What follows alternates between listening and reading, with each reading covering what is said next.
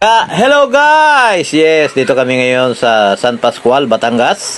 Ayan, may pinapagawa na rito sa welcome sa Yakos Residence. Ayan, ang may-ari ay walang iba kundi ang aming pastor, si Pastor Sunny. Ayan, welcome sa kanilang mansyon. Ayan, andito rin si Pastor Dado. At dito nga muna kami guys sa San Pascual after ng aming paliligo. Ay dito muna kami at makita mo naman ang palibot guys, wala pang mga kapitbahay, bakanting lote, maraming mga pananim, mga dahon at napakasarap guys. Andito nga ang aming mga kababaihan. Ayan, may tumatahol pang aso guys. At andito ang aming mga kababaihan. Yan si Michelle, Sister Mabel, Sister Jane, Sister Snooki. Iba-ibang ginagawa nila guys. Ayan guys, oh. May nakatulala. Ayan guys, oh. Di ba? Nakatulala yan guys. may Bombay guys. May Bombay nagbibinta yan, oh. Nagbibinta ng kupot. Ayan. Iba-ibang ginagawa ng mga racket dito guys. At yun nga, maganda pang palibot dito guys, maraming puno at napakasarap ng hangin. Ayan guys, so kita mo naman. At dahil sa sobrang sarap ng hangin, may nakaupo lang na nakatulog na. Ayan, nakataas pa ang paa niya, no?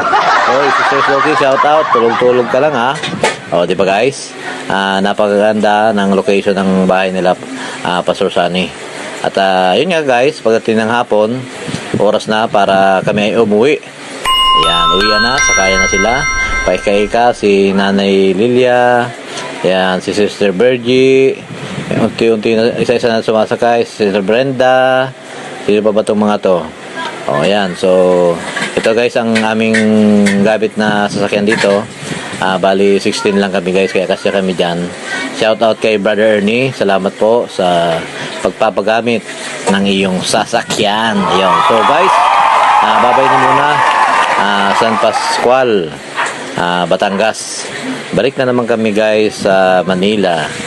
Balik na sa reality. Ayun, di ba?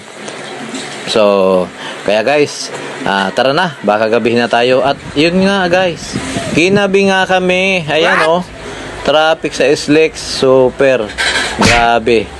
Traffic talaga guys. Kaya ang takbo namin guys, nasa 20 lang, 20 km per hour. Inabot kami na ilang oras di guys. So guys, susunod ulit. Bye bye, God bless.